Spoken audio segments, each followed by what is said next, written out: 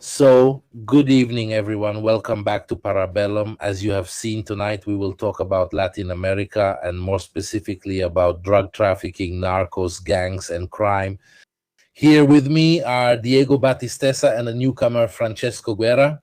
Francesco, since you're new to the channel, would you like to introduce yourself and tell us a bit about what you do? Yes, I mainly focus on Brazil, especially drug trafficking involving Brazil and Italy. And I've been doing this for several years now. About the Primeiro Comando da Capital, which is the PCC, this organization originally from Sao Paulo, which has now established itself internationally. According to the Sao Paulo Public Prosecutor's Office, the PCC is present in 24 countries, so it has basically become a drug trafficking organization. It has become a mafia-style organization, as prosecutor Lincoln Gackia often says. I am an analyst at the Amistades Study Center in Rome and a member of GITOC, which is this global initiative against organized crime. And I do university research now independently after having studied for 5 years as a postdoctoral researcher at the Federal University of Goiás in history. That's it. I wrote a book about Brazil and Latin America. Then it's stories about politics, injustice, narcos, and the pandemic, where it takes up a lot of space. The issue of supply of political uses of justice, but also where they talk about militias, paramilitary militias in Rio de Janeiro. In short, they talk about a lot of interesting things. So for those listening, the advice is go to the bookstore, ask for it, and buy it. Okay, that's the introduction. I'll hand it over to Diego. Good evening, everyone. Mirko, thank you once again for the invitation. It's a pleasure to share this space tonight with Francesco, whom I met because of Brazil. We got to know each other in Brazil through various collaborations. And I have to say that it's really nice to be able to listen to him tonight because Francesco is one of the greatest experts, definitely the greatest expert on Brazil that we have in Italy. Then, with this very specific focus on organizations, criminal organizations. Thank you. Certo, Pisano. And as Francesco was saying, by now they are rooted not only throughout the entire region, but they also have connections outside the region. Then Francesco will also surely tell us about the coexistence, the contacts that exist with the criminal organizations that we know very well, unfortunately, in Italy. But since, well, as we were saying before, we have a very attentive audience, the reason tonight to talk about the topic of criminal groups, drug traffickers, the gangs that move drugs throughout the region, it's because we are probably facing one of the most turbulent and violent periods in recent Latin American history. So now we have prepared a couple of slides, to get a bit of an idea of when. We also talk about the perception of security in Italy.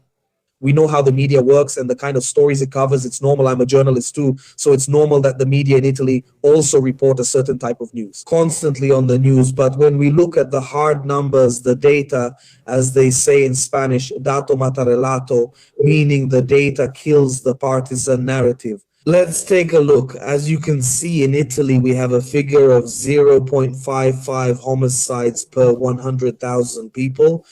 These are the homicide rates in Europe, so per 100,000 inhabitants. You can see we have Latvia, which is the country with the highest homicide rate, 3.57.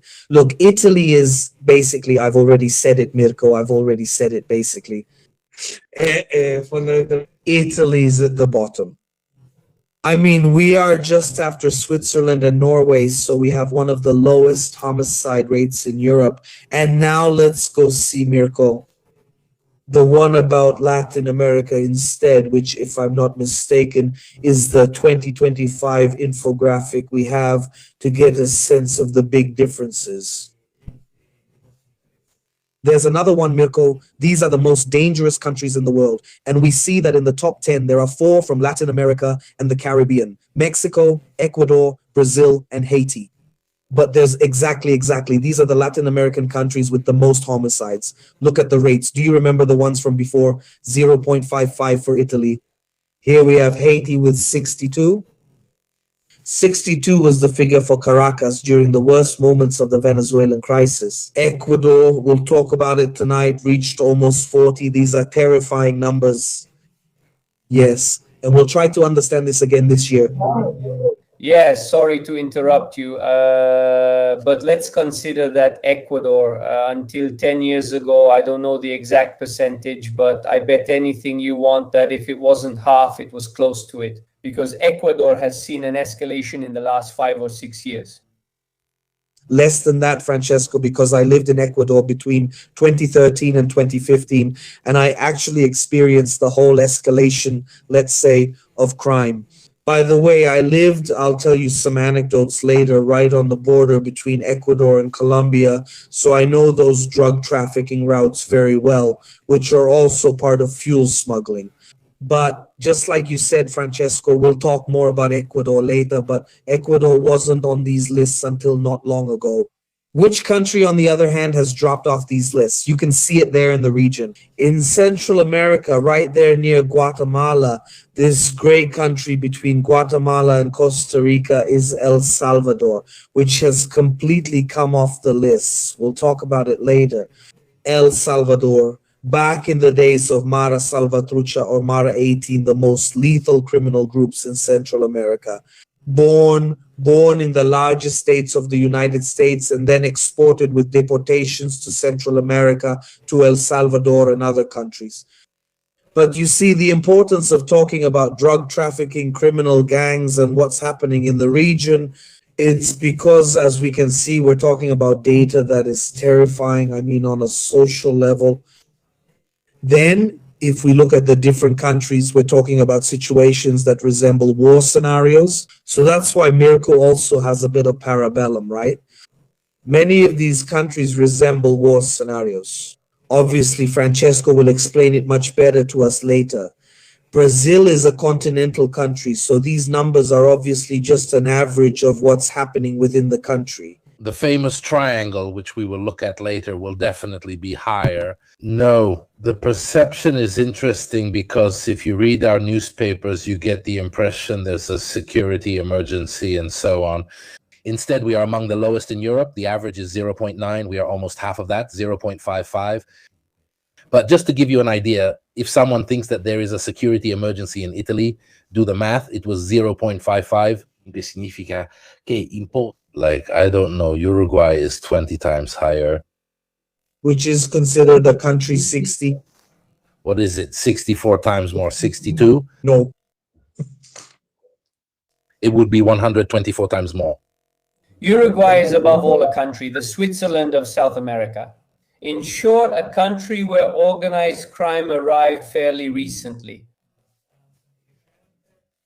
And in any case, it mostly arrived in the form of money laundering and as an opportunistic drug trafficking route. But what I wanted to say is that these figures need to be calibrated a bit because, for example, the 12.9% figure for Paraguay is something that needs to be put into context. Paraguay is actually a country that has extremely high peaks of violence in the border areas, especially in the border areas with Brazil, particularly in the so-called dry border. So we're talking about Pedro Juan Caballero, or otherwise we're talking about the triple frontier, so Ciudad del Este. I'm saying it in Portuguese, but you get the idea. So the border areas are Paraguay's Achilles heel, because historically contract killings are very common there. So these are highly dangerous areas. Altamente To this, we also have to add the fact that starting from the Rafat murder in 2016, the PCC has basically taken over. Let's say it has dominated Paraguay. The criminal history of Paraguay was different. It was a story of criminal families involved in drug trafficking, especially the families from the border area. Exactly. There was Giorgio Rafat, there was Gervis Pavalo, there was another big family, the Name family, Fuad, these big families that were dethroned by the PSS.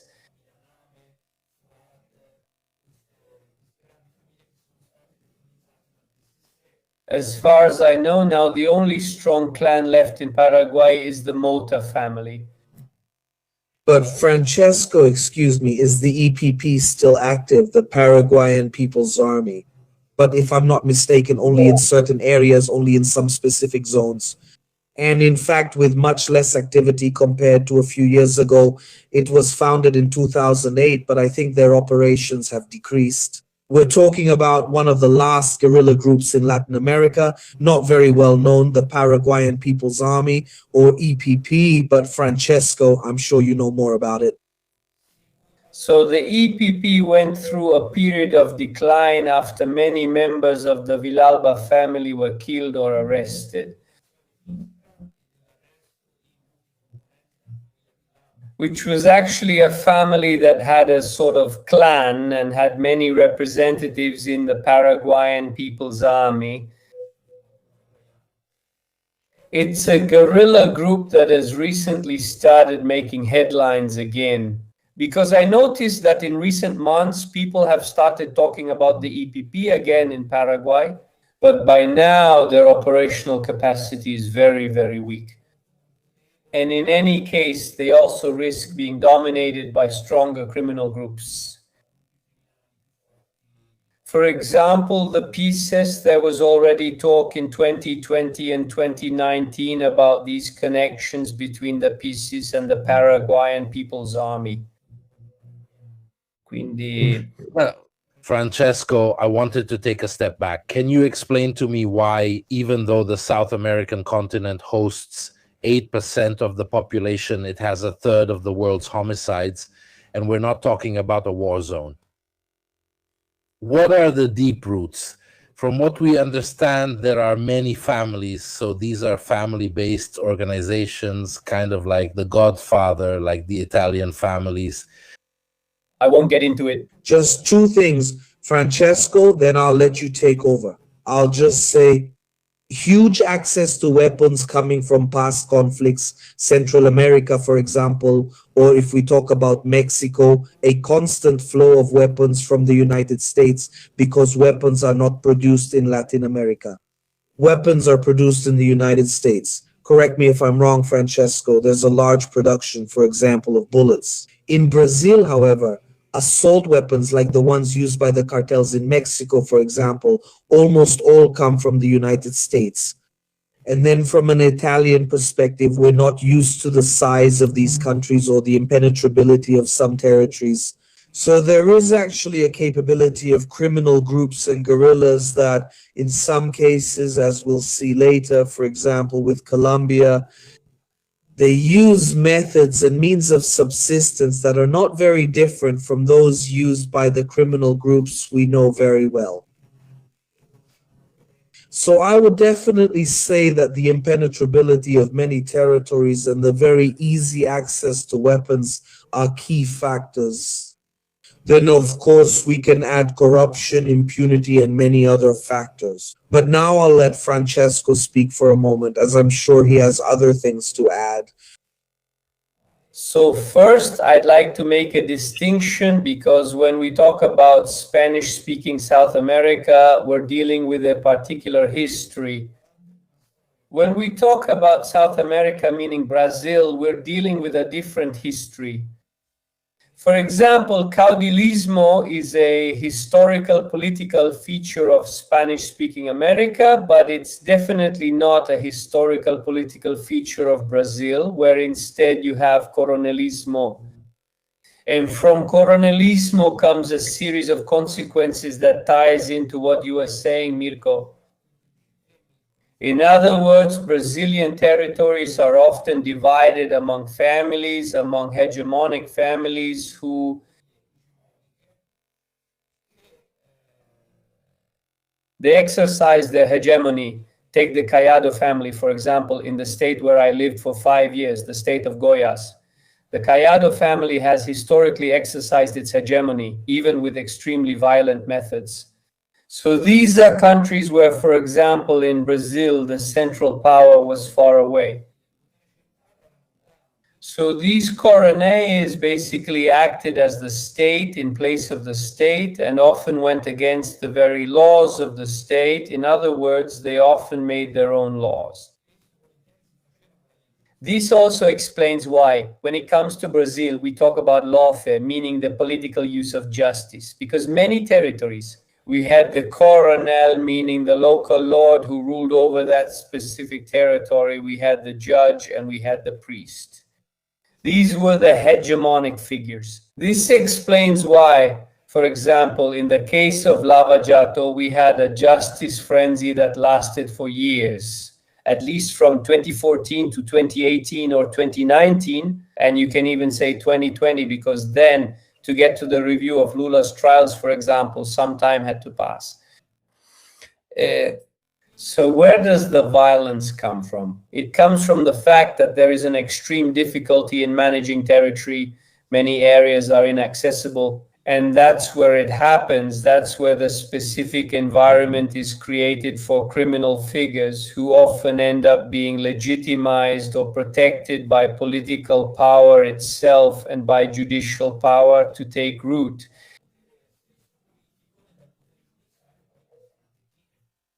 So let's start explaining country by country so we can also follow the slides. Let's start with Bolivia, since we were talking about remote and pretty difficult places to reach. By the way, I'll also give you a couple of movie recommendations if you want to get an idea of these worlds. One is City of Angels, a pretty tough movie, and the other is Bope Elite Squad.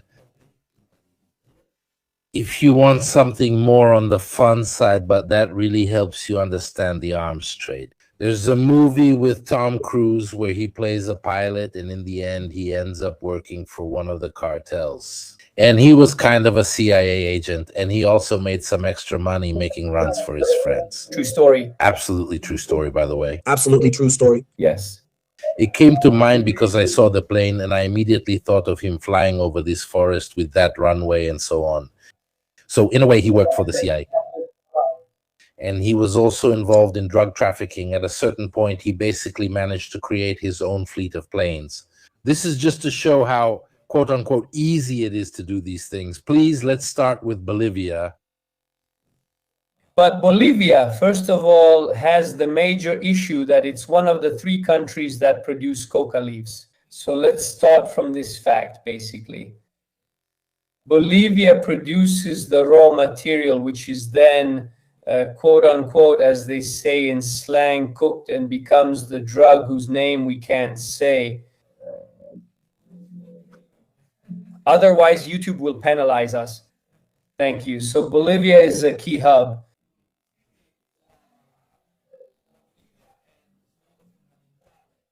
Bolivia has a history mainly connected to the countryside. It has a relatively long history with reference to certain families, even though, for example, one of Pablo Escobar's main suppliers was Suarez, a Bolivian drug lord known as the King of Cocaine. Not to say the word that can't be said, to say the word that can't be said. And Bolivia is now largely dominated, for example, by the Primeiro Comando da Capital, the PCC, the Brazilian criminal organization, whose many members are now in Bolivia, from where they coordinate the trafficking.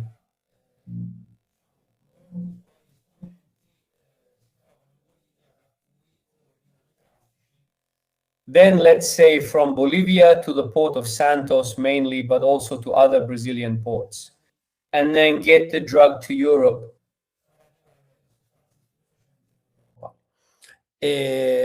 Bolivia, let's say, has always been one. Coca cultivation in Bolivia has always been quite significant, just like in Peru.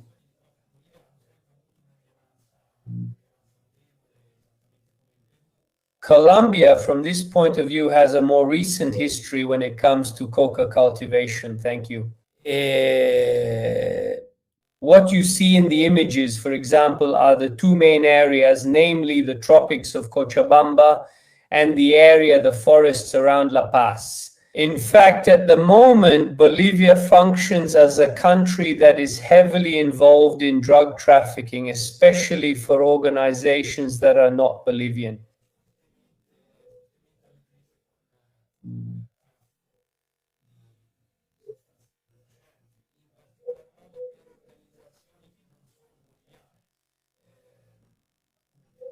PSS Comando Vermelho, as far as Francesco is concerned.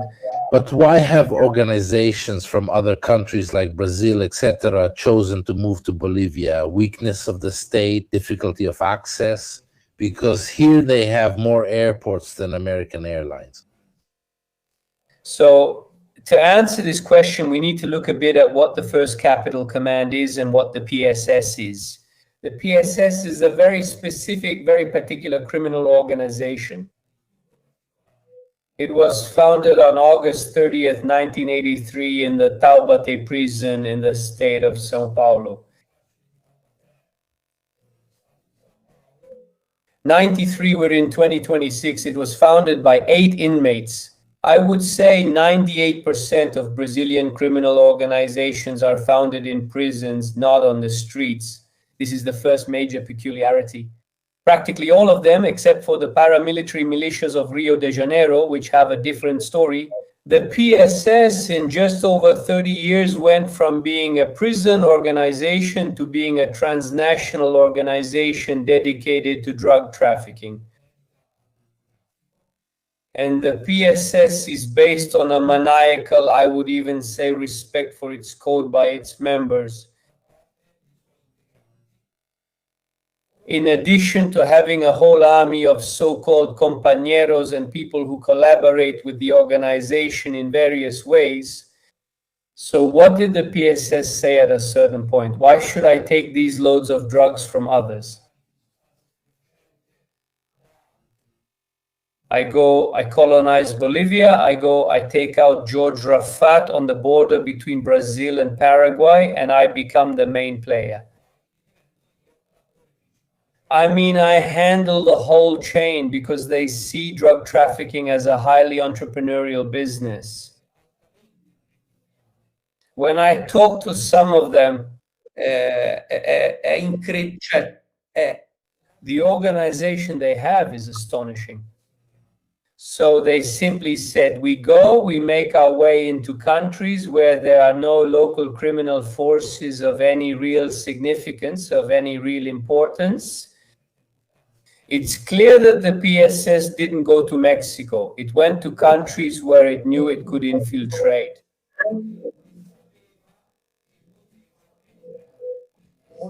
If they went to Mexico, they'd come back feet first, as they say in Rome. At the very least, it would have sparked a colossal war in the world of drug trafficking, and yet PSS Francesco... Because I have another question, which I think is interesting. But if it's cultivated so well there, how come there hasn't been a group internally that took power and exploited this? Didn't they figure it out? Or were they more divided and so someone bigger, meaner, and more organized came along? Because if this is the ideal place, why didn't a group naturally form there? Well, this is one of the ideal places for coca cultivation. I repeat, we have Peru, we have Colombia, we have Bolivia.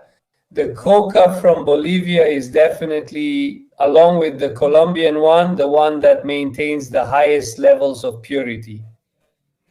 In fact, the one that arrives in Europe, the one that the PSS sends to Europe, is Bolivian coca, not Peruvian, exclusively Bolivian.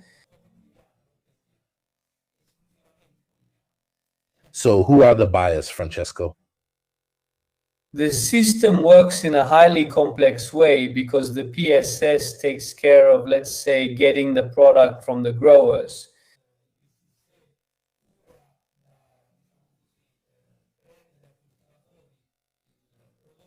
And then the labs are scattered all over the place. For example, there are labs in Brazil too.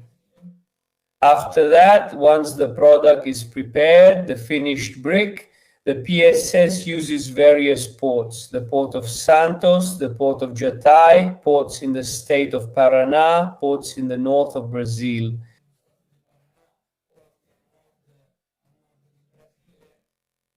Even the port of Rio de Janeiro itself, although Rio de Janeiro is mainly controlled by a rival group who is an enemy of the PSS.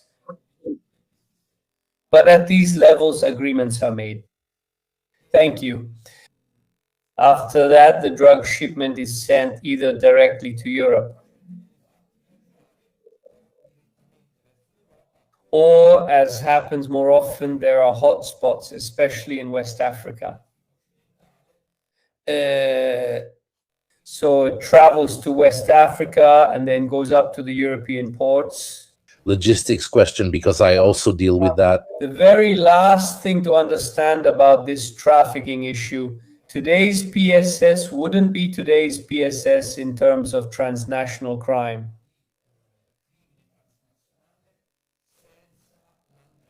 The Ndrangheta has been the facilitating element as far as the PSS is concerned. Two needs came together. The Ndrangheta's need to have a strong contact for cocaine in South America and the PSS's need to make the leap. And to move from a criminal organization basically based in Sao Paulo to a transnational criminal organization, or as Lincoln Gaccia, the anti-PSS prosecutor of Sao Paulo, says, a mafia organization. This is one part of the story, drug trafficking, pure and simple. The other part of the story that is emerging more and more is the issue related to money laundering of profits earned from drug trafficking. Because let's not forget that the PSS has been earning for years now in dollars and euros, so in strong currencies that in Brazil are worth 5 or 6 times more than the local currency. And in Brazil right now, we have a huge problem with that. The PSS's massive infiltration into the legal economy. And this is really something that everyone... Practically. You're asking from a logistical point of view about the routes, right? Why go through all the trouble of crossing all of Brazil when they could take the shorter route and go the other way? Because on the other side, sorry, Diego, sorry. Just to respond to what Mirko said, just one thing. Earlier you said, why weren't they born in Bolivia, right? In Bolivia, there are no ports. Bolivia is one of the few countries in South America that doesn't have ports. And actually, even though you can use waterways, even though you can use, it was very sealed, the one I mentioned earlier, the one Tom Cruise played.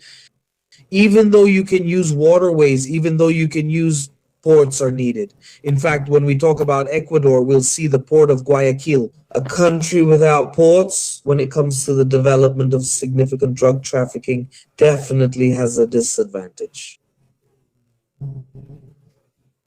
And then definitely Bolivia. After the era of Evo Morales, which was a period of significant political stability, for at least 5 years, it has been going through a very complex moment of territorial fragmentation. By the way, just a few days ago, as you surely saw in the news, he was arrested in Santa Cruz de la Sierra. So we are on the eastern border, where an important Uruguayan drug trafficker from the Primeiro Comando Uruguayo Marseille was arrested. Right now, I don't remember the name. His name is Marseille, but I can't recall the full name. Sebastian Marseille. So in short, these are important elements. Then another thing, because I know that both Mirko and the audience like interesting tidbits. Earlier, we mentioned Peru. Maybe tonight we won't talk much about Peru, even though those are countries where more of the raw ingredients are grown. Then they go through the whole process we know to cook the product. This word actually originates in Peru, soprattutto narcoterrorismo. In the 1980s, Bellon Terry is the one who came up with narcoterrorism. Then, well, narco state, narco terrorism. In Latin America, there are also different approaches to the narco issue. And then another important thing, because when we talk about Peru and Bolivia, especially Colombia has also produced Peru and Bolivia, we have to remember that coca leaves are an ancestral part of indigenous cultures. I mean, the coca plant itself, in itself, it is not a harmful or toxic plant, and it doesn't have any kind of problem from the point of view of flora. It is an indigenous plant that is endemic to South America. I remember, speaking of anecdotes, when I first arrived at the office of the organization, I can't say which one, where I worked in Ecuador. Besides having a lot of turtles in the garden, in front of the table where we made the video, there was a huge coca tree. And this Diego has a coca plant. Why do we have a coca plant in the office? Don't you get it? They told me, no, look, the coca plant is a normal tree. Here the leaves are used, among other things, to deal with the altitude, when in Latin America, Peru, Bolivia, we're talking about huge altitudes. There are cities built at 3,800 or 4,000 meters. So when you arrive at these airports, one of the first things they offer you is coca tea because it helps with the altitude. For example, in San Francisco, people eat coca. Even those who work in the mines eat it for the leaves. The local populations had the habit of chewing coca leaves. Yes, that's true. They chew it, especially, for example, if we think about Bolivia, to the mines that have been exploited for many years by the Spanish conquistadors, using indigenous labor. To take away hunger and reduce fatigue, people chew coca leaves for hours. In short, in South America in general, coca as an endemic plant is something that has always been present. The next stage emerged over the last 40 years. I wanted to ask you something, Diego. This organization, this map shows where it has a presence around the world. By presence, I mean connections with local organizations. Or do they also have a physical presence of their own that, let's say, supervises to make sure everything goes smoothly? Because I also see Japan, for example. If we're talking about the PSC, I'll step back and let Francesco speak, because as Francesco said, the PSC is very particular. It's not an organization. We can't just say the Medellin cartel. With the PSC, you'd be skipping a whole generation in between. No. The PSC operates according to a very, very specific logic and set of dynamics. So, Francesco, I won't dare to answer, and I gladly give you the floor. So let's take these images with a grain of salt, but yes. When we talk about 28 countries with a PSC presence, it means 28 countries where there are PSC members who perform various functions for the organization. So they can be logistical functions concerning drug shipments that arrive, but they can also be, as has happened in recent years in Portugal, for functions related. This is why I mentioned the importance of money laundering, for functions related to money laundering. Because the PSC knows very well that a murder in Brazil doesn't attract the same attention, so to speak, as a murder in Spain or a murder in Portugal. So at the moment, Europe is a logistical destination for the PSC. And a point, precious, a valuable place when it comes to laundering money from drug trafficking. Yes, Sebastian Maas is actually a unique character. He's an interesting figure. He's someone who has greatly benefited from the strong protection he received at the government level in Bolivia. I mean, actual ministers who protected him, and who took advantage of the unfortunate decision by Evo Morales, I think in 2019, to expel the DEA from the country. Not by chance, the new president allowed the DEA back into Bolivia, and magically, within a few months, Mars was arrested. You decide whether that's a coincidence. The political cover is gone and the DEA works well in the area. And in fact, Mars was arrested in no time. He was packed up and sent to a US prison. He had become a sort of untouchable legend in South America. In short, things weren't exactly like that. The PSS is much more complicated because we're talking about an organization that's not only extremely widespread, based on and built around a code that must be respected by its members, but also by its compañeros, because otherwise you risk being tried in what they call criminal tribunals. The PSS has an organization that largely mirrors the same structure as the state organization. So, for example, they were also a bit inspired by our mafia. They make you swear and so on, but they have rules. That's it. So I'll answer you because I've written a lot about these topics on my blog, latinoamericano.org. The PSS basically replaced the blood ties present in Italian criminal organizations with a bond of brotherhood based on the statute. The code is the constitution of the PSS. It's the Magna Carta of the PSS. So the statute is divided into points, and those points must absolutely be respected. Otherwise, you risk being tried in the group's internal tribunals, and the trials can even end with a death sentence. Francesco, you were talking about murders earlier, and you were right. These criminal organizations know very well when they move into spaces that are not their usual territories. So places marked by corruption and impunity, where justice either arrives late or doesn't arrive at all. Let's say they think twice before pulling the trigger, but you and I a few years ago actually discussed a case that had really shaken the region. Do you remember it? Marcelo Pecci, Paraguayan Attorney General, killed on his honeymoon in Cartagena de Indias, Colombia. And if I'm not mistaken, among the various theories that were made at the time, there was the possibility that there had been maybe, I don't know if it was for the first time, but probably one of the few times when we realized a collaboration between different criminal groups to carry out the killing of this top judge, which also reminds us a bit of the frontline judges in our country. Yes, exactly. You mentioned someone who is really dear to me because I had written articles about Marcello Pecci praising what he was doing. Unfortunately, Marcello Pecci was a prosecutor left on his own and surrounded by the highly corrupt environment of the Paraguayan prosecutor's office. So Marcello Pecci was a live, moving target, and unfortunately, he was killed.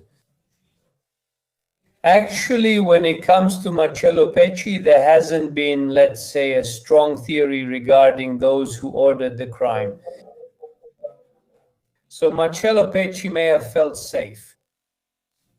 I'll tell you, based on what I know about the Pecci case, I'd say it was, let's say, a collective decision by various criminal organizations. Given that he was eliminated in an area where the PSC has no presence, he was eliminated in an area where even, for example, a Sebastian Marseille, who had been indicated as a possible mastermind of the murder, doesn't have, he had absolutely no presence there. I mean, either in Colombia. So there definitely was a transnational coordination among various individuals, various organizations that approved the elimination of Marcello Pecci. I want to say something because this thing about Marcello Pecci really makes me angry. Marcello Pecci he made the headlines because he was the only one in Paraguay who was doing his job, let's say that. He was the only prosecutor who went after Marseille's trafficking operations, the PSC's trafficking operations, and those of some Paraguayan criminal families. And unfortunately, he met the fate he did. But Marcello Pecci met the end he did because he was left alone. Diego, explain the charts too when they're there, because you assume that we know that I wanted. Because we started off at full speed on Marcello Pecci, but also to give a bit of context and to make it clear that sometimes it's really like a movie. I mean, Marcello Pecci was killed on May 10th, 2022 in Colombia, but not just anywhere in Colombia. Cartagena de Indias, which is one of the most touristy places in Colombia. He was on his honeymoon on the island of Barú, so the most touristy area of the most touristy area in Colombia.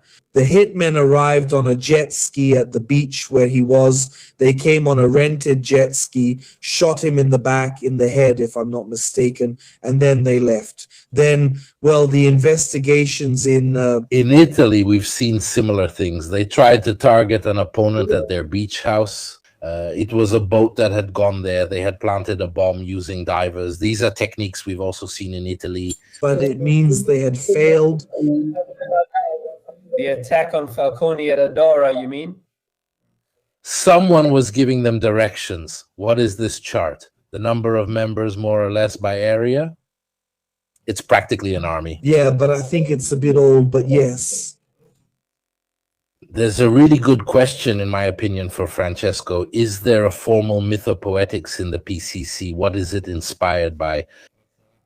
You talked about Franz Alanza, our code, but are there any founding myths like leaders who did certain things? I'll give an example. The Corleonesi, the myth that comes from a couple of Vidani, which in the local language basically means peasants, right? They called them perincritati, those who always had muddy shoes, from a small village. Corleone, they slowly basically take over the leadership of the cupola and become its bosses, so much so that it will later become the famous Corleonesi mafia. But they came from a small initial group. You were talking about these 8, right, who met in prison. But what was the background of these Corleonesi? I mean, why did they end up there? Well, their backgrounds were very diverse. There were murderers, there were bank robbers, there were various types of criminals. For example, one of the founders, Guerrilla, was a very, very violent person who had committed brutal murders, even inside the very prison where he was being held. But the PSS was born as a criminal brotherhood, yes, in its code, yes, but it is very much based on the idea of parricide. That is the current. Sorry, it kind of reminds me of the Banda della Maliana in that sense, a sort of alliance, quote unquote, a noble alliance among equals, even though it wasn't really true because there was always someone who had more power. But there's someone more important, an organizer, a mastermind who, Here there's a bit of, this is from, you need to tune into the Brazilian reality. The top leader of the PSS is Marco William Camacho, known as Marco William Herbas Camacho, known as Marcola. Now Marcola is being held in a federal prison and has been detained, if I remember correctly, since 1996. So the PSS is structured like a pyramid. There is the Sintonia Day 14, and then there are many Sintonias that are responsible for each function that the members perform within the organization. So, for example, there is the Automate Sintonia, which would be the Tomato Sintonia. I don't know why it's called that, which is the Sintonia that deals with international drug trafficking.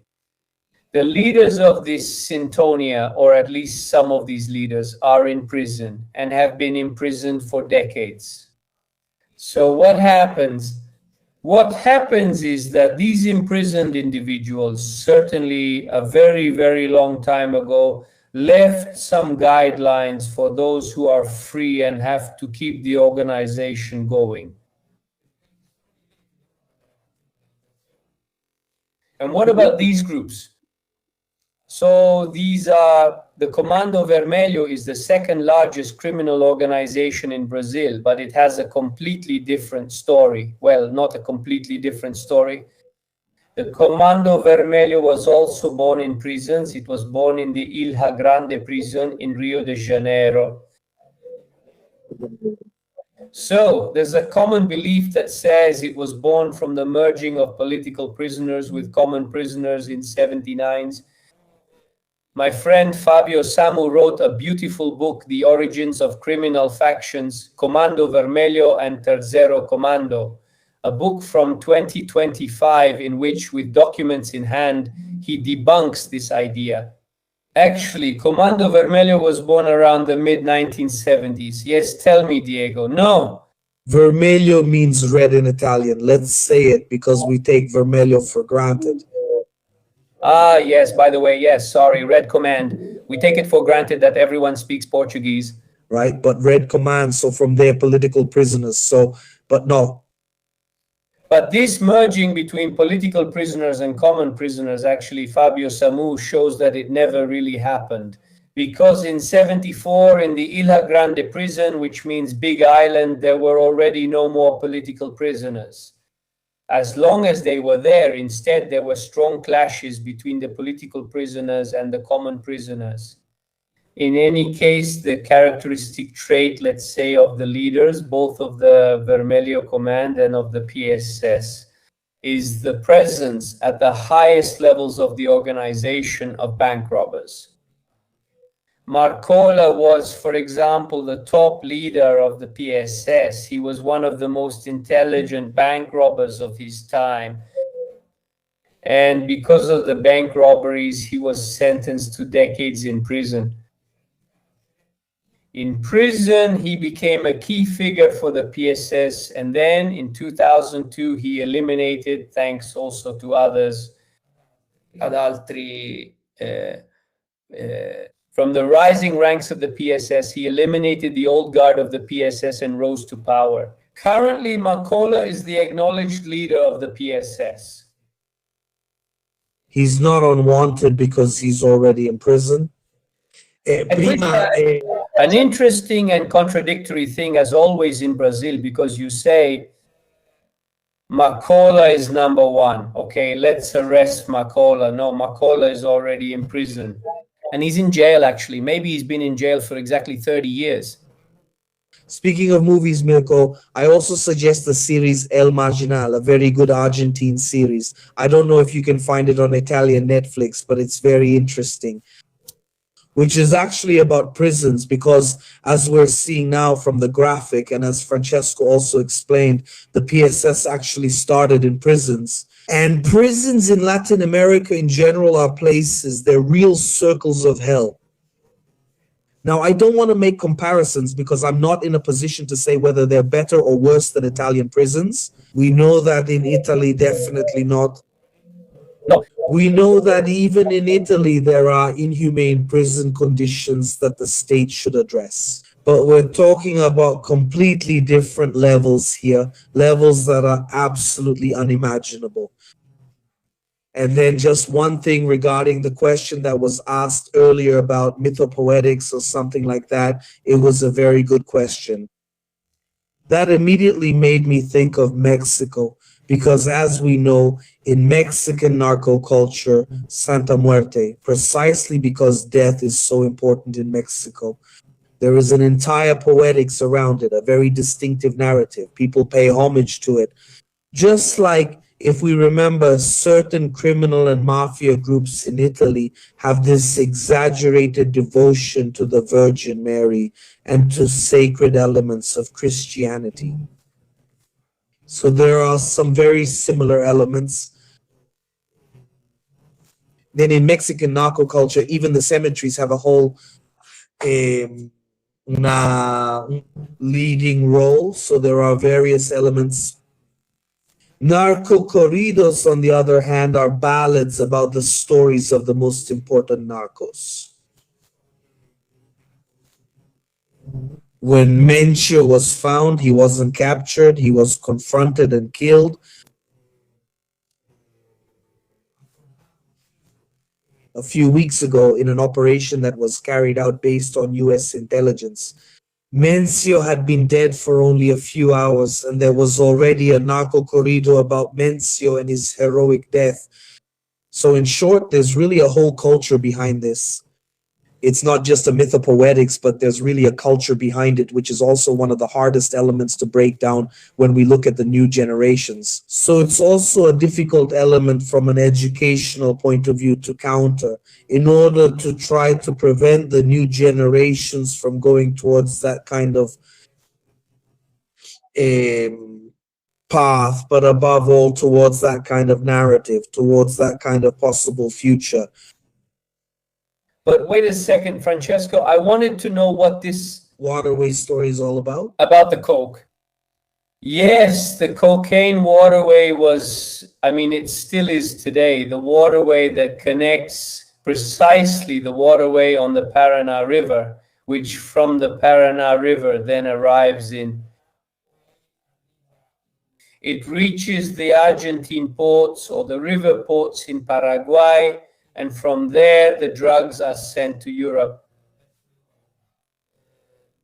I remember that until around 2020 or 2021, Sébastien Marseille himself was nicknamed the master of the waterway, the cocaine waterway. In this image, another important element is the immense Paraguayan Chaco. I was about to say it, Francesco. You beat me to it. I was just about to say it.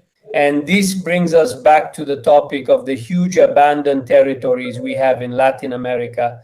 And the Paraguayan Chaco, for example, is one of them. So 250,000 square kilometers, just think about it. 250,000 square kilometers, that's about 60% of all the territory of Paraguay. That territory is uncontrollable, impossible. And that's exactly why the Paraguayan Chaco is uncontrollable, as are large portions of Brazil. But let's think about the entire river network inside the Amazon. I mean, when I lived in Belém do Pará for a month, the Guama River, which is the river of Belém, is practically a sea. And yet it's just a tributary of the Amazon River, but it's like a sea. You'd get up in the morning, go out on the terrace, see the Guama River, and you'd say, well, this is basically an ocean. It's not even, I mean, I get it. It's not even like the Tyrrhenian Sea or the Mediterranean Sea. That's what it is. And so there's this problem that many border areas, many inland areas of countries like Brazil and Paraguay are basically uncontrollable. Many river routes. In fact, here we have everything. For example, there's a problem concerning the Amazon, where even the indigenous populations have basically been forced by criminal organizations to get involved in these drug-related activities.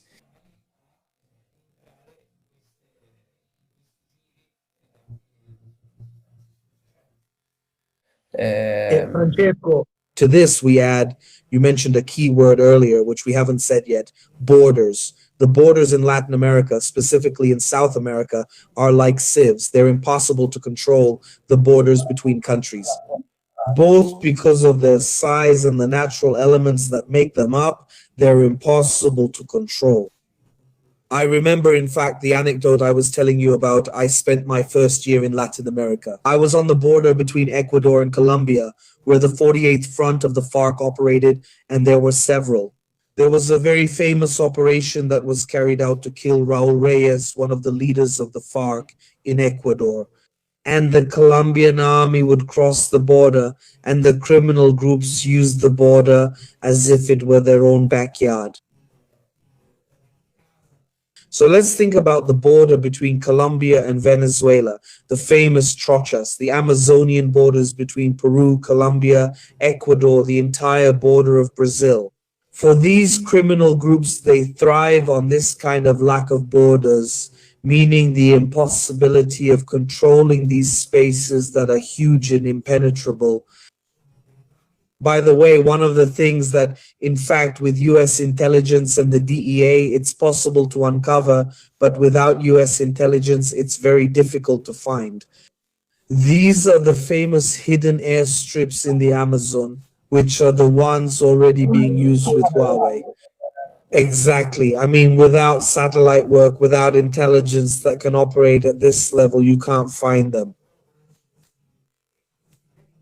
These tiny airstrips for small planes that have to transport drugs are extremely hard to find.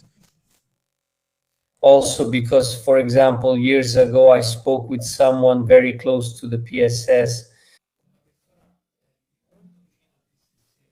His uncle had a farm in Mato Grosso state, let's say in the central western part of Brazil. And basically, his uncle was on this farm.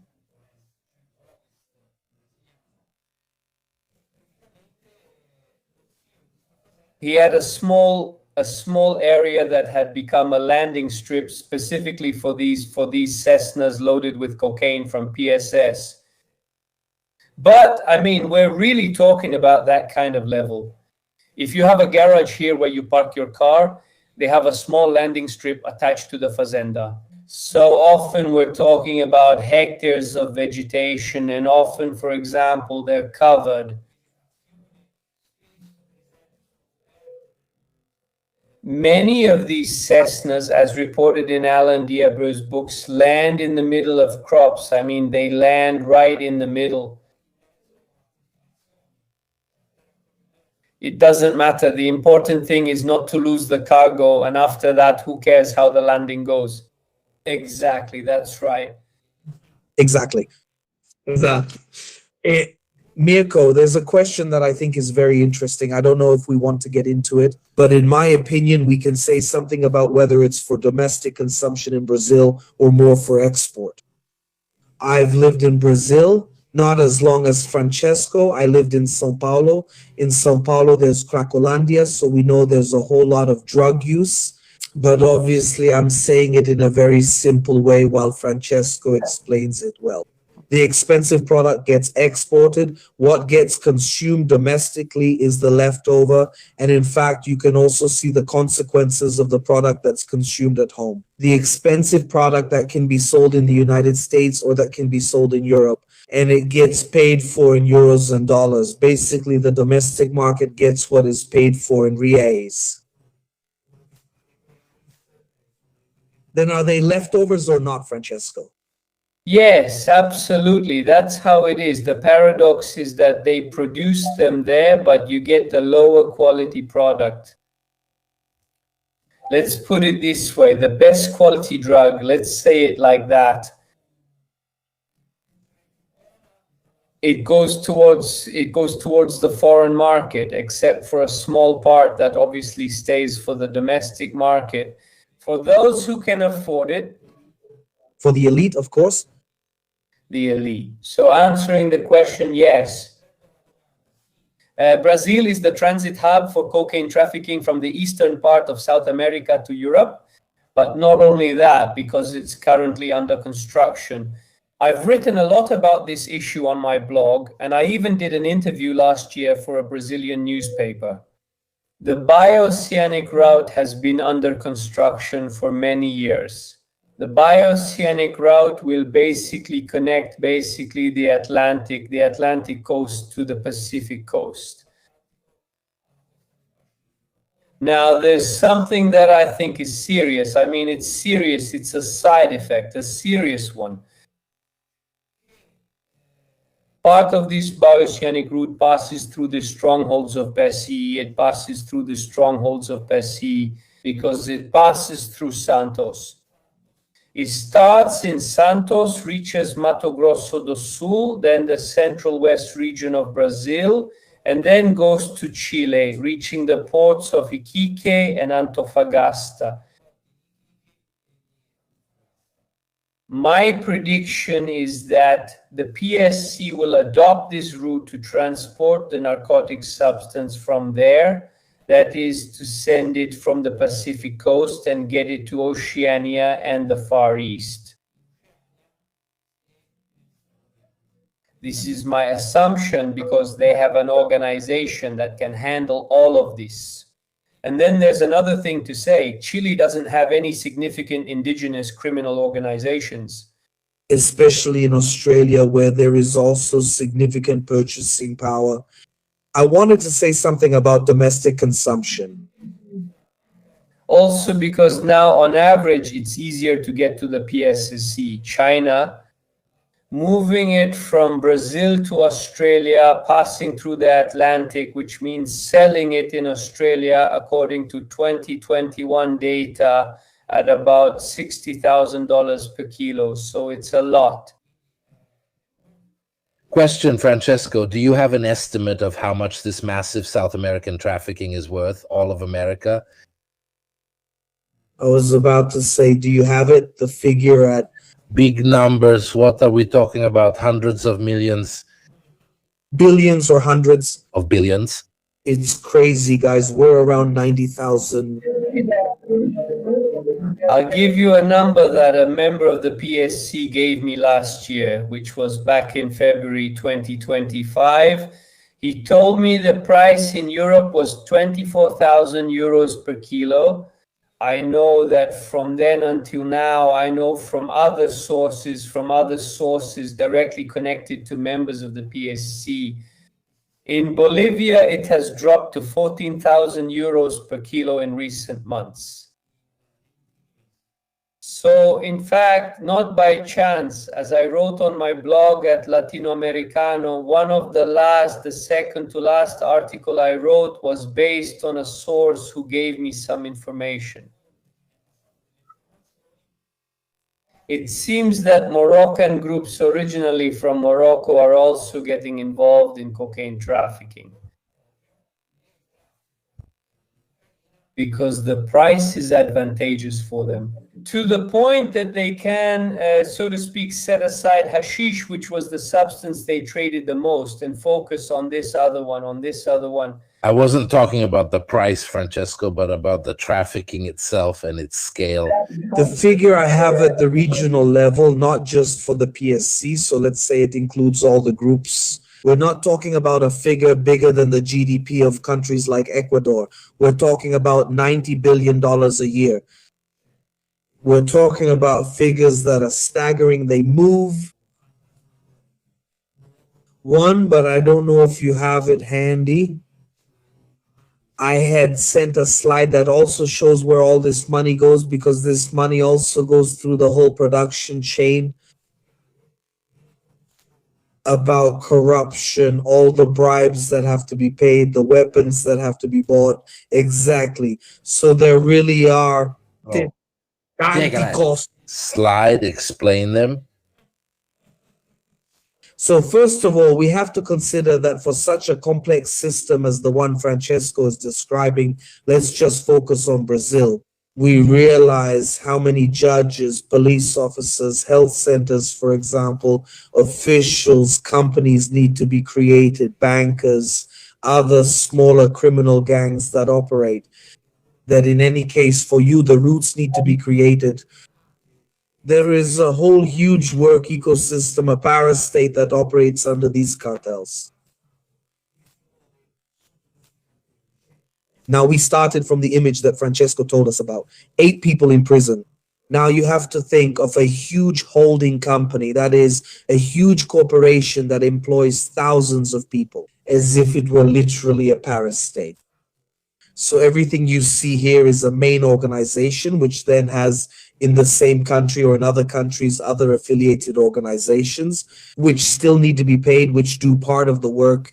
Then there's the whole logistics part, the infrastructure, and then there's the whole corruption part and the salaries that need to be given to all those people who work for the state, but who actually have a second job, meaning they also work for these criminal organizations. I'll give you an example. Members of the security corps and the police, so they also pay prison staff, they pay the military. The bankers, if you've seen Scarface, would take 10% to put the money in the bank to launder it. Obviously, today it's more about shell companies. So criminal gangs are, it's interesting that criminal gangs are on the same level as bankers. I really like this thing. Then there's something important to say, Mirko. We're talking about these criminal groups, but we're only talking about drug trafficking. But now in the PSS, Francesco Sempre, we also have to realize that these criminal groups have really diversified their operations. So we're also talking about trafficking other things like fuel, depending on the country, human trafficking, and migration. Yes, in recent years, they've exploded in the region. And this has created a series of channels where the mafias, especially those linked to these criminal organizations, have operated very profitably. And then there's territorial control, which, depending on the country, faces obstacles due to the presence or of indigenous peoples who therefore suffer the indiscriminate violence of these groups, again, because of the issue of impunity or of Afro descendant communities. For example, I published an interview a few days ago with one of the most important political representatives of the Quilombolas in Brazil, Selma de Aldina, who in fact talked in the interview about the killing of Mai. Bernadette, there was a trial on April 14th, and both the perpetrator and the mastermind were convicted because the Quilombolas, who are the descendants of enslaved people who were brought home from Africa, Quilombo after Quilombo, to the sea, there are 9,000 communities spread throughout Brazil, especially in rural areas. They are the ones who defend the land that is often targeted by these criminal organizations, for a whole series of reasons, which could be either a transit route or the establishment of a front company, and therefore money laundering. So all of this, in my opinion, is about territorial violence that is somewhat like the mafia. So it's not just drug trafficking, but it's about having a presence in the territory, anything, scars, money. Question for Francesco: could you explain how you managed to have these contact sources without facing consequences? One. And two, why should these people talk to journalists or researchers and reveal themselves? They don't risk anything. So, I do a lot of work on social media, so I identify people who can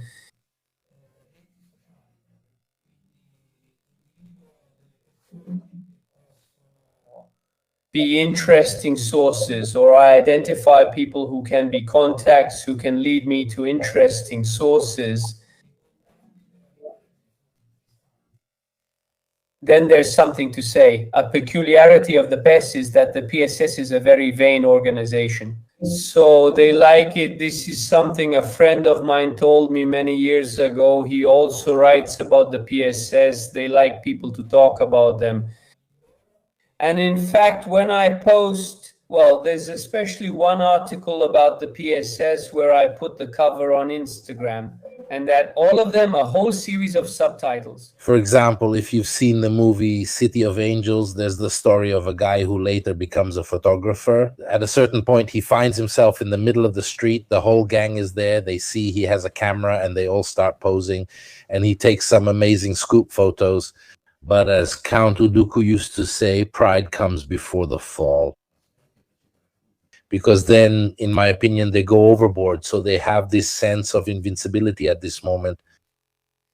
They like to talk, they like to tell you things. But there were also those who told me up to a certain point, then said, from here on, I can't tell you anything anymore, because otherwise I'd get myself in trouble. Because then maybe you publish certain things, or I've been asked not to publish certain information. I didn't publish them, that was it, and I kept the source as long as it lasted. Then, besides these contacts, of course, I talked to Brazilian journalist colleagues, with Brazilian police officer friends, with Brazilian prosecutor friends. So from there, a whole picture comes out, let's say, information comes out, reconstructions come out, and so on.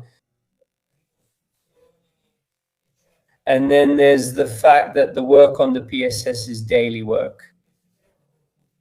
So if it happened that some sources were arrested, then they could no longer be used as sources.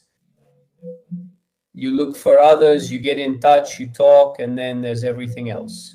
I really adopt the Brazilian way of doing things, what they call the jeitinho brasileiro. So I approach with respect. I ask, they really respect the fact that you're a researcher, that you're a professor, that you write about them, but you write about them from an analytical point of view, not from a biased perspective. Also, because who goes to fight them? The Bolivian army.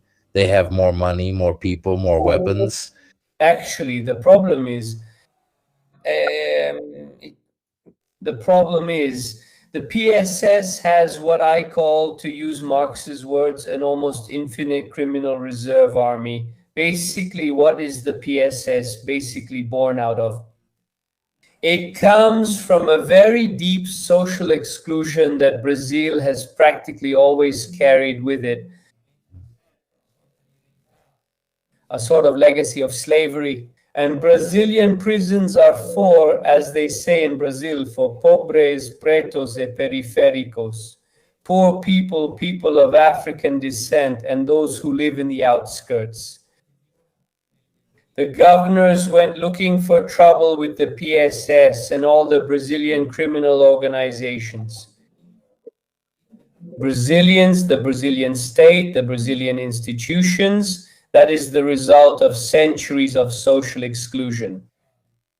There's something else I want to ask you.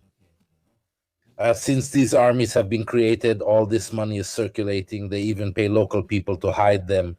They stage, let's say, diversions, fake improvements to the villages so that people keep quiet.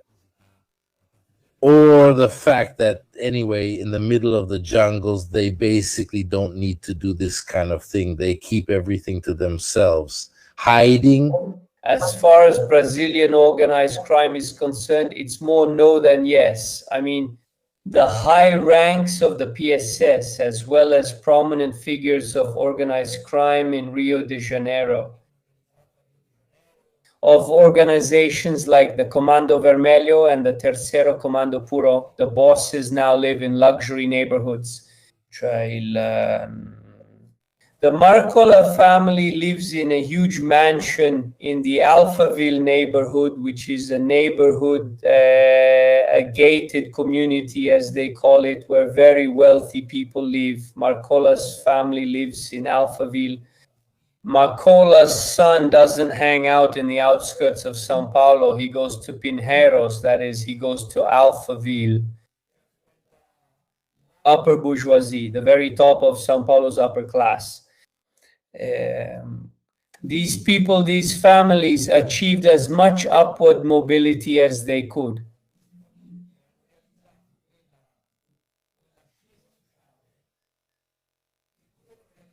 Unfortunately, given the social conditions in Brazil, only through organized crime. It sounds absurd, but that's how it is. I don't know. But if they're so famous, Diego, if they're so famous, right?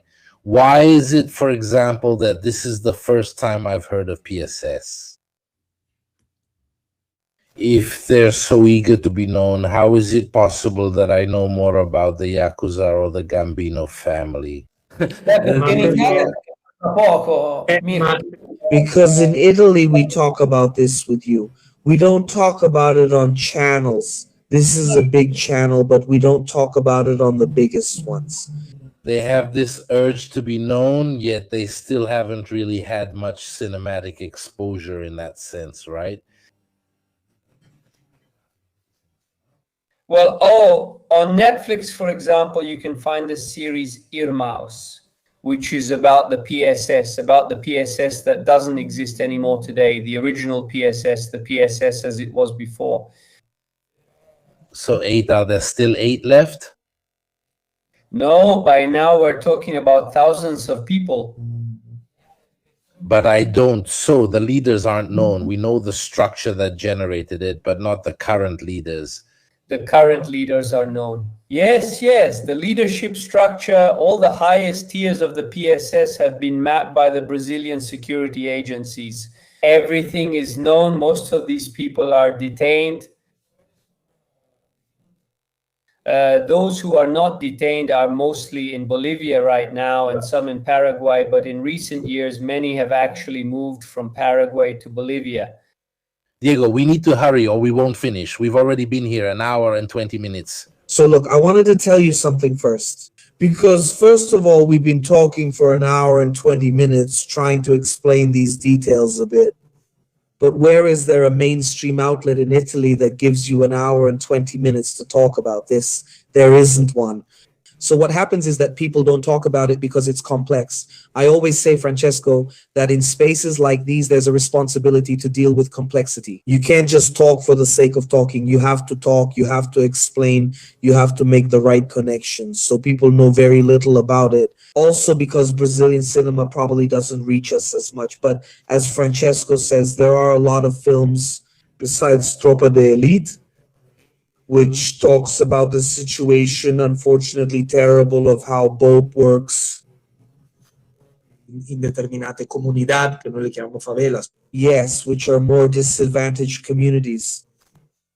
It's true because the interview, I sent you the interview on Instagram, the one I published in El País, an interview like the one I published in El País.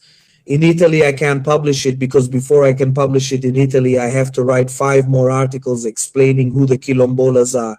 And after writing 5 articles explaining who the quilombolas are, I can do the interview with Selma de Aldina explaining what's happening. But do you remember, Francesco, when it happened, unfortunately, the murder of those 2 journalists, actually one was a journalist and the other was a cameraman. A Brazilian activist, Dom Phillips and Bruno Pereira. Maybe you and I wrote about it, and I don't know how many others, trying to dig a bit deeper into the matter, but we couldn't get anywhere because there were so many things to say. So anyway, Mirko, congratulations, because you're doing an important job talking about this. It's true. I need to understand. I like to understand things. So here's a question. Beyond the names we know, El Chapo, Pablo Escobar, the Medellin cartel. By the way, another fun fact, I don't know if you know this, but now Colombia is taking, I'll get to Ecuador in a moment since we're right there at the Colombian border. Colombia is taking urgent measures to deal with the hippos. So Pablo Escobar, when he created his famous ranch with all the animals, ranch for the young people, no, that was the ranch. I've been there. I've been to see it. You know, I've lived in Colombia at various times. I went to see it. And no. Wait, because we say these things, and then people don't understand because not everyone knows the story of Pablo Escobar. He gets to a certain point where everyone makes a deal with the state and he builds a prison for himself where he did whatever he wanted. He even had state guards who protected him from the others. In 1990, under President Cesar Gaviria, who had just been elected, Pablo Escobar made this deal with the Colombian state. And he builds his own prison. He puts himself inside as a prisoner. After that, in early July of 92, in this prison, he will kill 2 of his own men from the Medellin cartel, Gerardo Chico Moncada and Fernando Galeano. And after that, after this double murder, the state tries to transfer Escobar to a real prison. This attempt doesn't succeed because, of course, Escobar was armed to the teeth in this prison. And on July 22, 1992, since he had built the prison himself, he, having left part of the outer wall without cement, kicks the wall.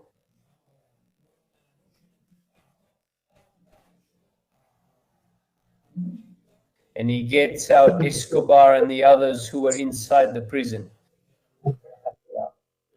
He built the cathedral because the point was not to be extradited to the United States. That was the big concern of the narcos at the time.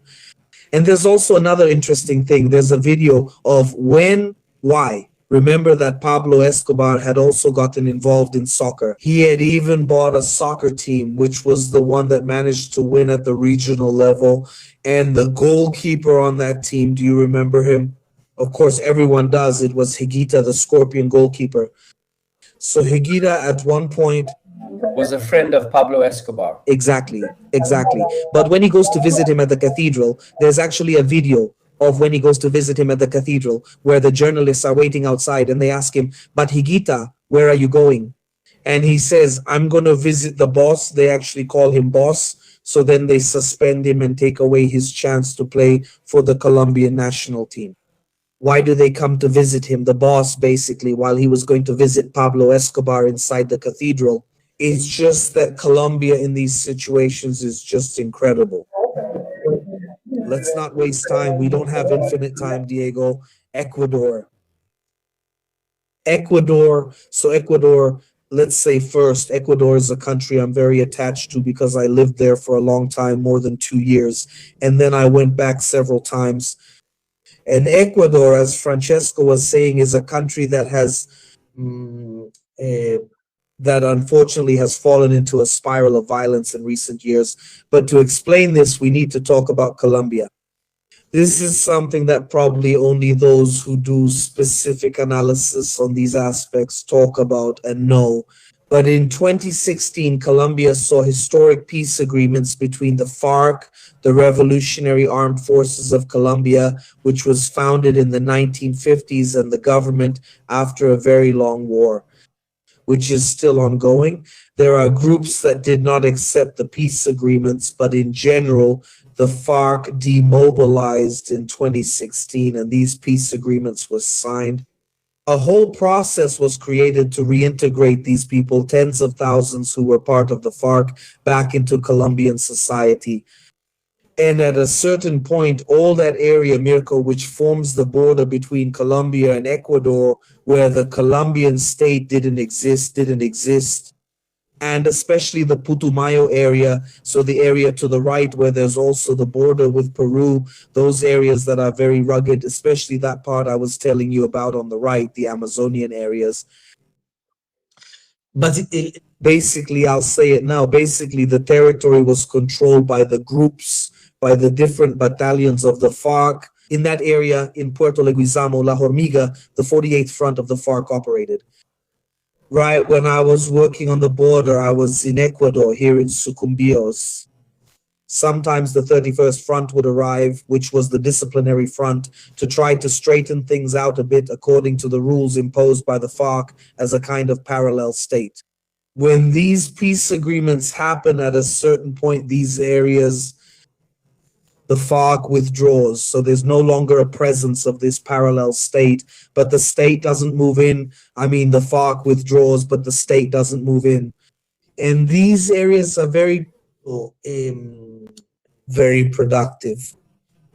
When it comes to coca fields, many Ecuadorians, for example, used to cross the rivers. There is the San Miguel River, the Putumayo River. These are binational waters. They used to cross the river to do day labor. On the right, you see those two waterways, San Miguel and the other, the Putumayo, where you see a boat there because these are navigable rivers where there are, this is very interesting for you, where there are boats that can even submerge, that can even go underwater.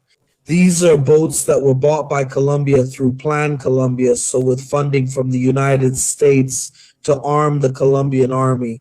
I saw it and I found myself riding in a canoe. You're traveling just above the water, and at a certain point, you suddenly see it coming toward you on a river that's not the open sea. A river, a warship of this size that the Colombian army used. It's like a movie. I wouldn't wish it on anyone. When the FARC stopped controlling this territory, there started to be significant infiltrations by temporary groups.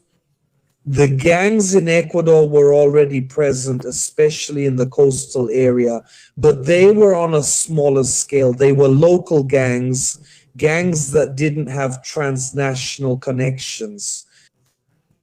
Especially the Guayas area, Guayaquil was one of the most violent cities. There were express kidnappings, there were assaults, Quito less so. In the area where I lived, there had been kidnappings for many years, especially related to those different measures I mentioned earlier, which were also used by drug trafficking groups to raise money.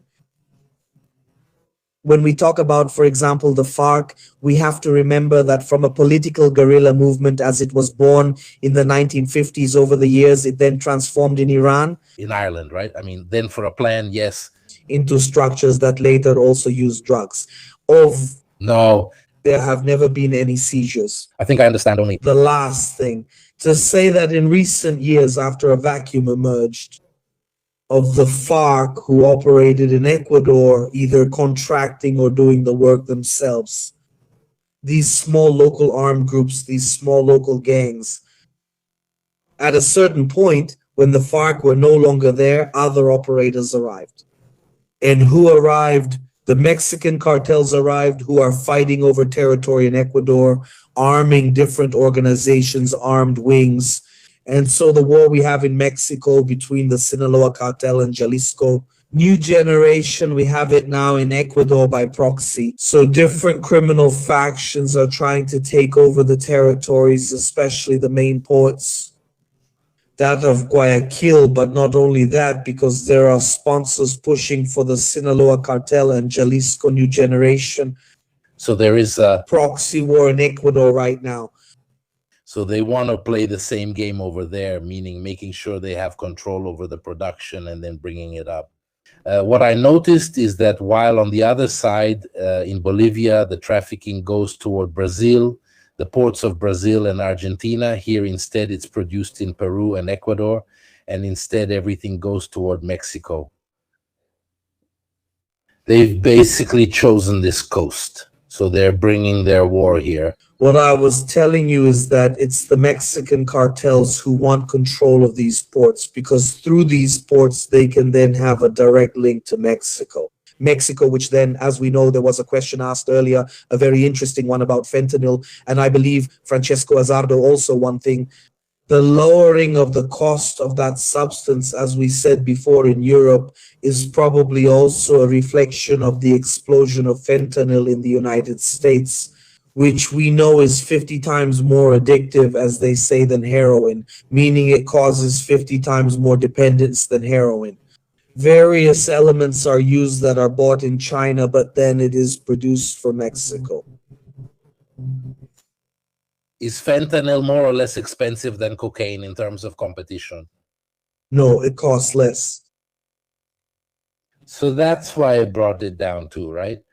It's also worth saying that fentanyl an overproduction of coke, so a lot comes in, a lot is produced, and so the price has dropped also because of this.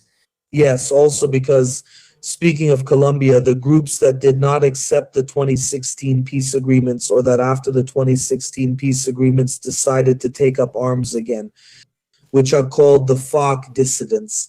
They are very different groups operating in very different areas. And since they no longer have a central command, each one has to make money. And so, as Francesco says, there is no longer a single production center. But everyone tries to produce as much as possible and to sell as much as possible, because the profits are also needed to control the territory and wage war against the other groups. Also, for example, the ELN, the National Liberation Army, continues to operate together with the gangs that operate at the urban level, the Bakrim or the other gangs. And the Gulf Clan, which is another group, controls a very important part of Colombian territory. In Colombia, to this day, we are still talking about almost 20,000 people under arms throughout the country. We're talking about crazy numbers. 20,000 armed people spread across the territory who are not part of the regular army. And then, for example, there are many who have joined the army, who have joined the regular army, who have become part of a regular army. Having your contacts use a VPN before connecting is the best choice, both to protect yourself and to protect them. Besides, there are a lot of servers around the world, and with a VPN, you can also connect from countries where access might be blocked. For example, it happened with Locatelli in Syria, and it also happened with another researcher in Armenia who had to connect between Armenia and Azerbaijan.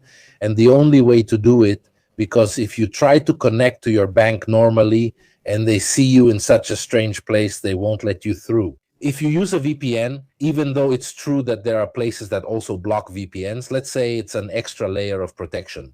In addition, you protect the channel and support it. Because as they also said, since they research these things, not everyone deals with these issues, and if we can take care of them. Although it's definitely not a mainstream topic, it's precisely because sponsors exist that, so to speak, we don't have to worry about the views.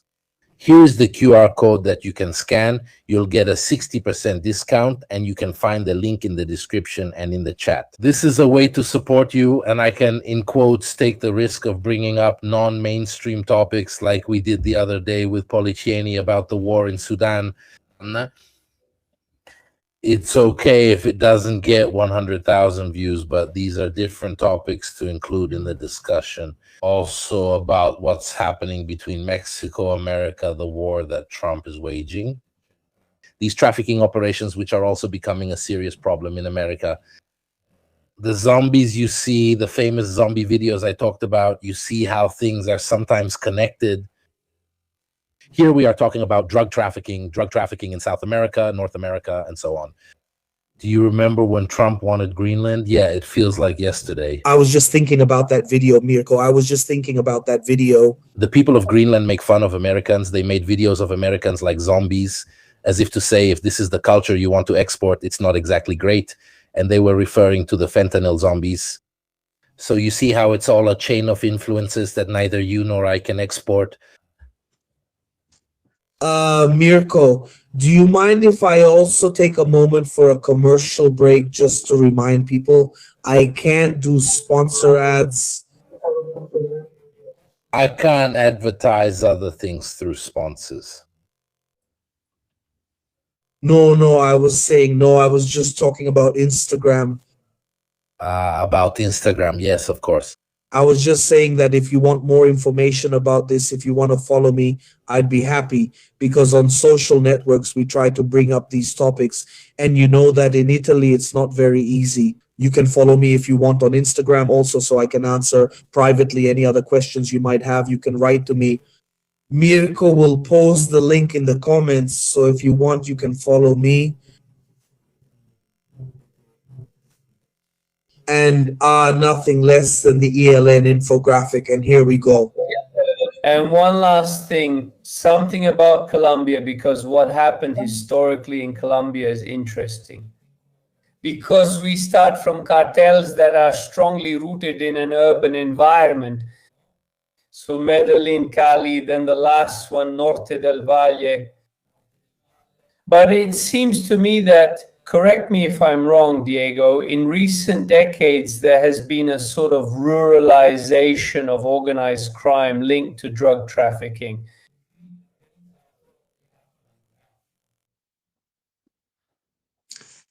Yes, Colombia is constantly evolving because, well, now we have a president, Petro, who, by the way, is on his way out. He's a president. This year there are elections, so it's the first time in 200 years that the left is governing Colombia. It was founded in 1821. It's a republic older than the Italian Republic. It's the first time we've had a president like this, if you don't remember. But in the first year, he only focused on making speeches at the international level. At the UN, he showed up saying that we had lost the war on drugs and that therefore the approach needed to change.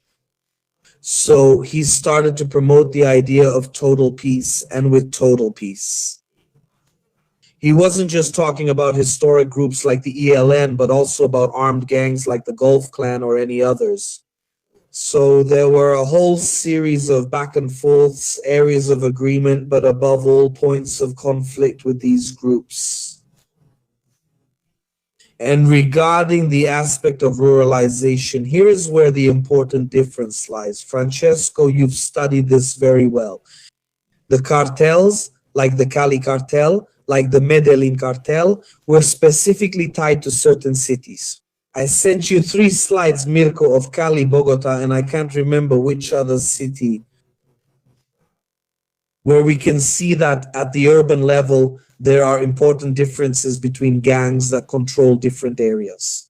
But when we talk about the country in general, we're talking about groups like the ELN that historically developed in the most inaccessible areas precisely because the army couldn't reach them. When the FARC signed the peace agreements, the ELN tried to move in and take over.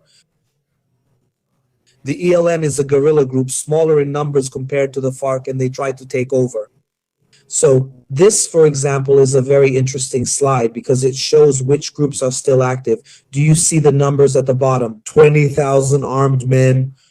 We have the Estado Mayor Central Dissident Faction, the Second Marcatalia, the Self-Defense of the Sierra Nevada de Santa Marta. So in the north, and then at the top, you still have two more. In the upper part, you still have two more exactly, the ELN and the Gulf Clan.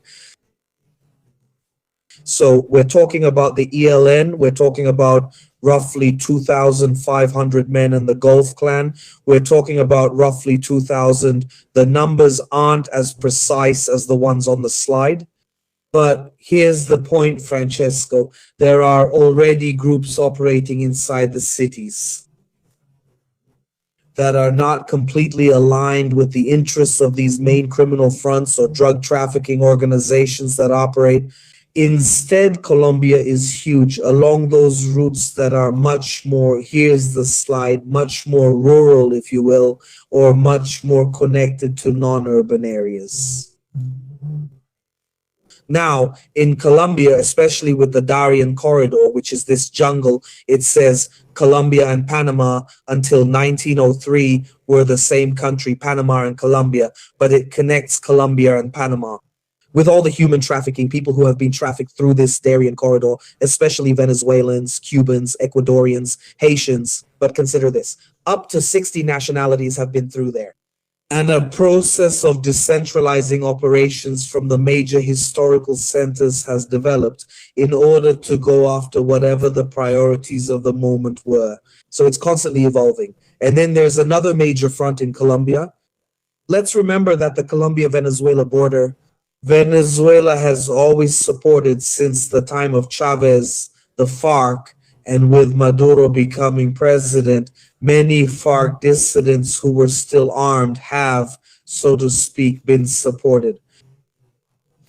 From a territorial point of view, they could constantly cross the border and be protected inside Venezuelan territory. The slides that Mirko is showing now are important because they help us understand that beyond the groups you saw earlier, inside the cities, this is Bogota. For example, you can see the activity of groups that are very different from one another. And the first one, the one that appears at the top, which is the Tren de Aragua, is not Colombian, but the Tren de Aragua is Venezuelan. It's Venezuelan. And accommodation of the PSC. About the PSC, I was about to say it. Francesco, you explain it. It's an ally. Tren de Aragua and the PSC operate. Actually, sorry, let me clarify. Otherwise, my Brazilian friends who are listening will scold me. Since 2010, that is, since the third version of the charter, the PSC no longer has allies but has collaborators. So let's put it that way. The collaboration between the PSC and Tren de Aragua in northern Brazil on the border with Venezuela is a collaboration that is still ongoing.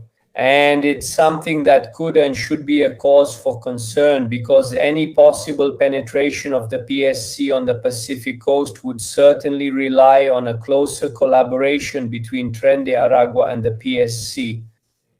Why a closer collaboration? Because in fact they share a common history. Tren de Aragua also originated in prison. So it's a prison faction that then spilled out onto the streets. Francesco, I have a revolutionary idea to stop all this. Let's abolish prisons. I see, they are born there. They are born there. It's the worst place to put them. You put all the most brilliant minds together. When they get out, they're worse than before. In Brazil, but this is even said by insiders, prosecutors, judges. In Brazil, prison is the academy of crime. So what happens?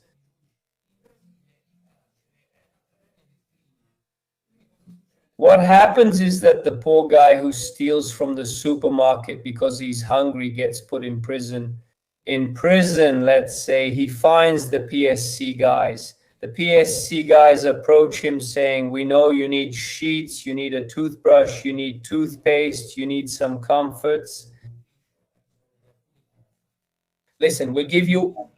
I would avoid soap, though. I know that too, apparently. We give you all this and then don't worry, the time will come. Yes, I'll take care of it, of course. To recruit people, basically. But that's how they get recruited. I mean, prison in Brazil is a criminogenic institution. So they go in there with a low level, let's say, of criminality, with minor offenses that in many cases wouldn't even require incarceration. And they come out as killers for the PSC, or at least as people assigned by the PSC to carry out certain missions. Because when you owe a debt to the PSC, they tell you you have to carry out this mission. If you fail the mission, most of the time you're a dead man. Francesco. Let me ask a question. Why now? While we were talking, of course, Colombia came to mind. And now that we're seeing Colombia, it makes sense. Why? With all the factions we've seen in Colombia, with Colombia's history, with the armed criminal gangs inside the main Colombian cities, we understand why. Colombia is the world's largest exporter of mercenaries, because the mercenaries who killed the Haitian president were Colombian. We also talked, Mirko, about the Colombian mercenaries involved in the war in Ukraine, and I imagine you also talked about Sudan, where we know Colombian mercenaries are also fighting in Sudan. Then I saw a question. I'll take this one. We have 5 minutes. So keep it to 5. No. Just to respect the questions. To meet now. We'll do something else in the future, maybe something more specific about Mexico, just about that, because we can't fit it in now. We have 5 minutes. No, I wanted to say my Instagram is Diego Battistessa, but Latinoamericano is Francesco's blog, since you asked. Latinoamericano, latinoamericano.org. And then Venezuela, the Tren de Aragua, by the way, is very important because a few months ago there was a police operation in Spain and one of the leaders of the Tren de Aragua was caught here.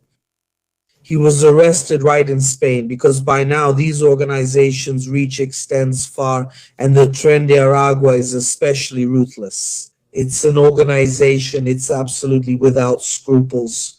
There has been exponential expansion linked to Venezuelan migration. But I want to clarify, Venezuelan migration doesn't mean the Tren de Aragua comes with it. But it means that the 8.5 million, almost 9 million Venezuelan people who have left the country in recent years, in short, without going into it too much, we've already talked about it, it means that things weren't so good there, yes. Maduro denied that there were 9 million migrants. They took advantage of the migratory flows to enter several countries. So the Tren de Aragua is now also present in Ecuador and especially in Peru. In Peru, the Tren de Aragua has one of its most important operational centers, and obviously in Venezuela, it continues to be a very, very central element. I'd like to go back to something we mentioned earlier. It's not clear where all these groups get their weapons from because they're armed to the teeth. So, Francesco, 2 questions. Where do the Brazilian groups get their weapons from? And the other question I wanted to ask you, it slipped my mind, I'll ask you later. But the one about the weapons seems important to me because then we have... Very briefly, for example, the PS gets many weapons through exchanges with the Ndrangheta, so drugs in exchange for weapons. This has also been established at the judicial level. And as for other weapons and other organizations, the large flow of weapons into Brazil basically comes from the United States.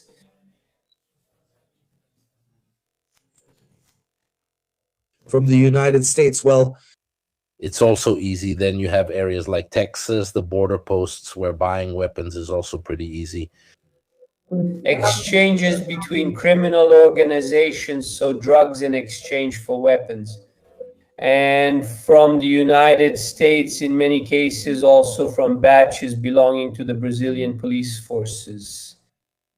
In short, especially in Rio de Janeiro, particularly when it comes to the militias, then these batches of weapons, well, they go through all kinds of routes and end up even with the police forces. They end up with criminal factions like PSS or Comando Verde Medico. Allora, otherwise we'll get lost because there's no time. We'll cover Mexico and other countries separately in the future. Then it gets a bit too scattered. People watch all the hours of the live stream. They get lost after a while. So I would really like to thank Diego and Francesco. Just a reminder that tomorrow evening I'll be in Brescia at 8:30 p.m. with Umberto Bertonelli. I'll also tell you where. Actually, I'll show you the cover at 8:30 p.m. Then we'll stay there for quite a while, and I'll also bring some books with me. This is the place. It's called Sala Polivalente on Via San Michele in Calvisano, Brescia, which is a bit further down. Open, so feel free to come in and so on. It's a nice hall. It'll be kind of a chat. He looks at things, in fact, from an economic point of view, while I look at them more from a, let's say, strategic military point of view. But we'll have this chat and see how it goes in a dynamic way without planning too much or things like that. So thank you all. Thanks to our guests, and we'll probably see you on Tuesday with Mauro and so on to update on what's happening in Iran. General Capitini should also join us, and then we'll be back during the week with the Ukrainian issues. Also, because there isn't really that much happening except for a few bits of news that we've already covered in a short, like positions captured only by drones, some rather unusual things, but there aren't any major operations going on, unless Trump chokes on his Sprite tomorrow morning. Who knows? Thank you, Francesco and Diego. Good night, everyone. Good night.